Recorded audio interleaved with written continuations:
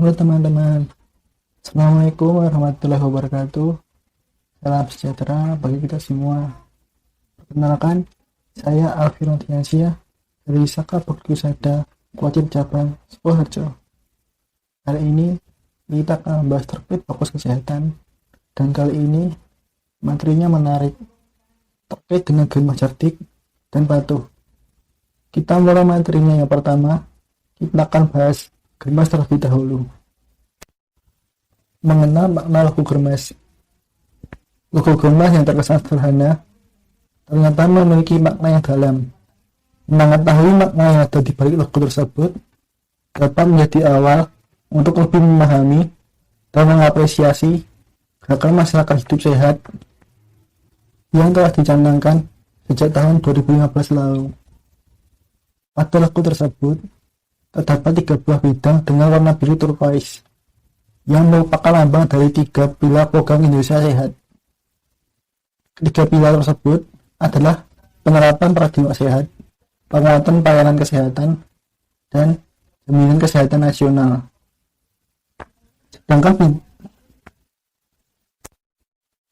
Sedangkan bidang hijau terang dengan bentuk hati merupakan lambang dari semangat universal dan tulus dari para membawa seluruh warga negara Indonesia untuk lebih sehat tanpa memandang perbedaan suku, bangsa, ras, strata sosial, dan latar belakang budayanya.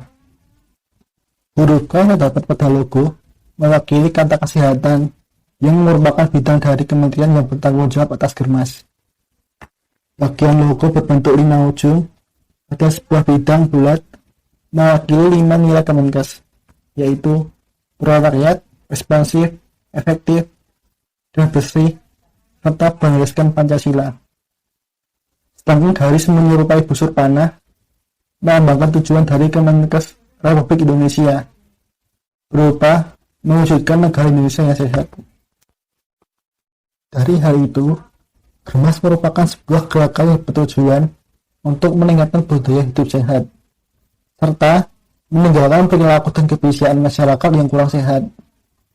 Aksi Germas ini juga diikuti dengan memasyarakatkan perilaku hidup bersih dan sehat, serta dukungan untuk program infrastruktur dengan basis masyarakat.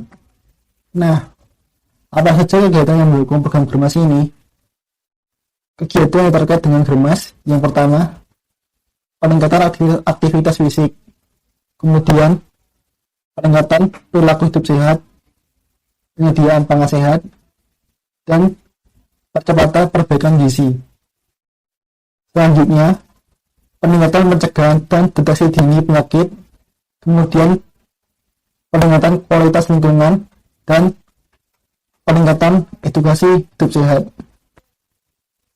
Tetapi, untuk Germas sendiri, ada 3 fokus utama dari Germas yang meliputi 3 fungsi itu adalah: yang pertama, melakukan aktivitas fisik; yang kedua, konsumsi sayur dan buah; yang ketiga, memeriksa kesehatan secara berkala. Nah, kita bahas satu persatu terkait dengan fokus Germas ini. Yang pertama, melakukan aktivitas fisik, dan aktivitas fisik dapat dilakukan dengan selama 30 menit, minimal 30 menit setiap hari. Nah, untuk fokus yang kedua terkait Germas, yaitu konsumsi sayur dan buah. Ini dapat kita terapkan di menu makanan kita. Jadi ini, kita melihat ini ada gambar piring. Jadi, piringnya kita bagi 2 bagian. Nah, seperduanya adalah bagian dari buah dan sayur, dan seperdua bagian yang lain untuk lauk pauk dan makanan pokok. Lebih jelasnya, teman-teman bisa lihat dari gambar. Ini bagian seperdua dari piring ini isinya buah dan sayuran. Kemudian seperdua piring yang lain isinya lauk pauk dan makanan pokok, di mana sepertiganya adalah lauk pauk dan 2/3 adalah makanan pokok.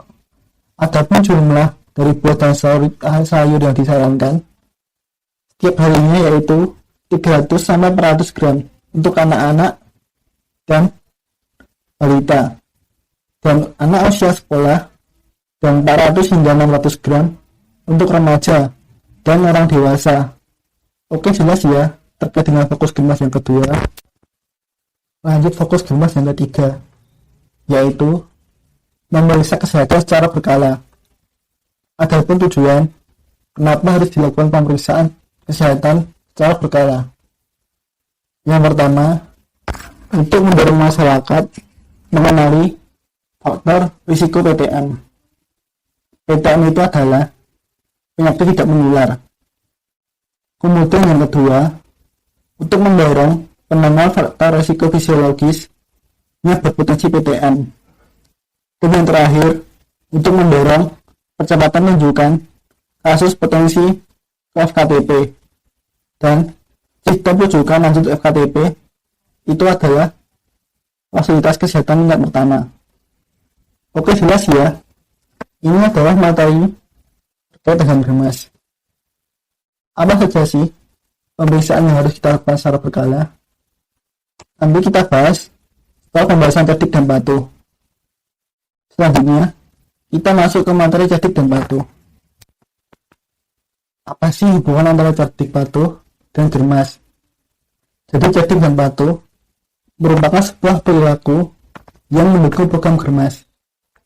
Sebagaimana kita ketahui bahwa ini merupakan program yang memiliki agenda, yaitu untuk mencegah dan mengontrol dari penyakit tidak menular. Itu merupakan salah satu fokus dari salah satu agenda atau tujuan dari GERMAS.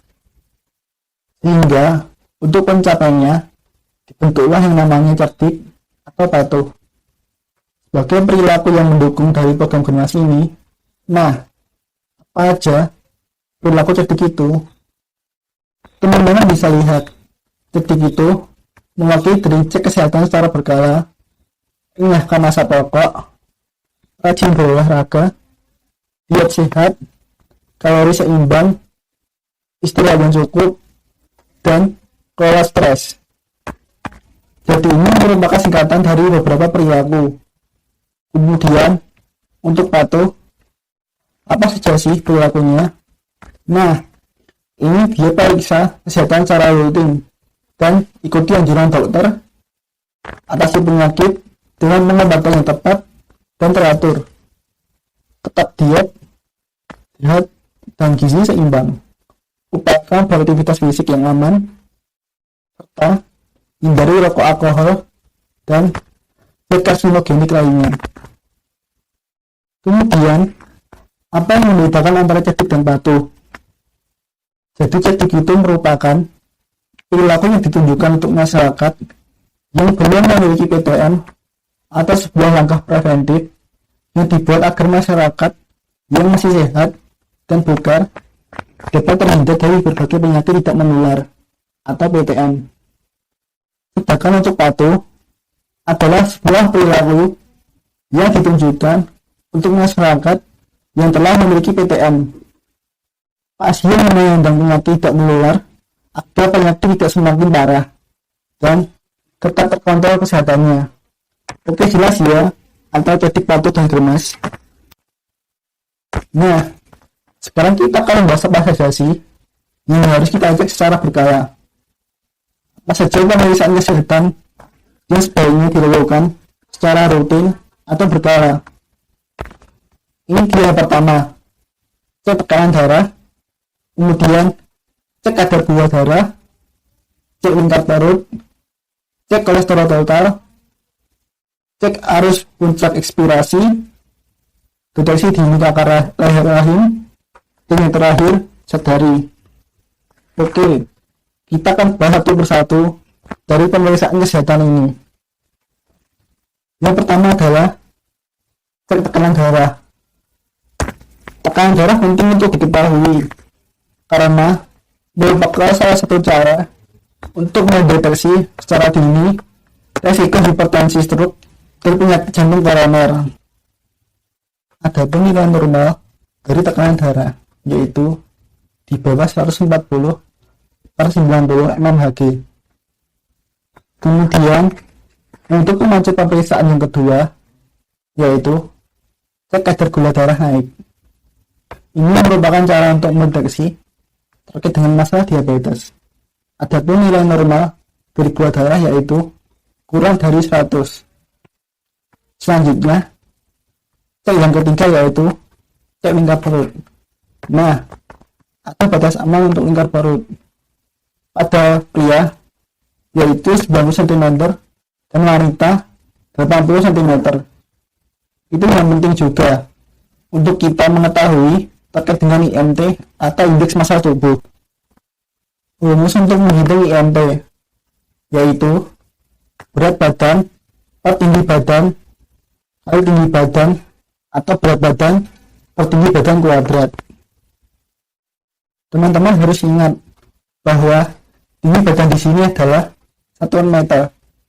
Jadi tinggi badan kita cm dikonversi dulu ke meter. Nah, hasil dari IMT tersebut dapat dikategorikan untuk nilai MT yang di bawah 18,5, artinya berat badan kita masih kurang. Ada nilainya 15,5 sampai 24,9, artinya berat badannya sudah normal. Untuk 25 hingga 29,9, artinya berat badan berlebih. Untuk yang nilai yang tinggi 30 ke atas, artinya telah obesitas atau kegemukan. Selanjutnya yang keempat, terkait dengan cek kolesterol total. Nah, ada banyak jenis dari kolesterol yang ada. Ada LDL, ada HDL, dan trigliserida. Kita sering mendengar kata kolesterol buruk dan kolesterol baiknya. LDL ini yang dikatakan sebagai kolesterol buruk dan HDL sebagai kolesterol baik. Nah, kenapa sih LDL dikatakan buruk? Karena LDL ini merupakan kolesterol yang akan membentuk plak atau tumpukan pada dinding arteri yang dapat menyebabkan penyumbatan, sehingga akan terjadi beberapa penyakit, misalnya stroke dan lain sebagainya. Oke, untuk nilai-nilai normal dari kolesterol, teman-teman bisa lihat ini adalah nilai normal atau rentang dari nilai kolesterol LDL. Untuk nilai dari kolesterol LDL, selanjutnya ini nilai dari kolesterol trigliserida. Dan yang terakhir, untuk kolesterol total, teman-teman bisa lihat sendiri ya nilai-nilainya. Kita masuk ke cek yang kelima, terkait dengan cek arus puncak aspirasi. Ini biasanya untuk mendeteksi pada gangguan atau penyakit yang berkaitan dengan paru-paru seperti asma atau penyakit obstruktif lainnya. Oke, selanjutnya untuk yang keenam yaitu deteksi dini kanker leher rahim. Ada dua cara untuk mendeteksi kanker leher rahim, yaitu dengan cara tes pap smear dan kemudian tes AIPA. Tes pap smear ini sebaiknya dilakukan dalam keadaan tidak haid atau hamil. Itu hasil yang terbaik. Dari tidak berhubungan minimal 3 hari sebelum pemeriksaan. Kemudian untuk alternatif atau seperti infeksi visual dengan asam asetat merupakan sebuah cara dengan cara mengalirkan larutan asam asetat atau asam cuka 3-5% pada leher rahim, akan menegaskan dan menambahi kanker dengan perubahan warna agak putih. Teman-teman bisa baca lebih lanjut terkait dengan deteksi dini kanker leher rahim. Selanjutnya yang terakhir yaitu sadari atau periksa payudara sendiri. Ini sebaiknya dilakukan oleh perempuan sejak dini, sejak remaja atau usia 20 tahunan. sebaiknya dilakukan pada saat setelah mandi. Ini adalah langkah-langkah dari sadari. Ada 4 langkah teman-teman, bisa baca yang sumbernya dari sini. Sumber yang tadi, nomor yang semua, bersumber dari www.prokes.depkes.co.id. Untuk materi Germas cerdik dan patuh,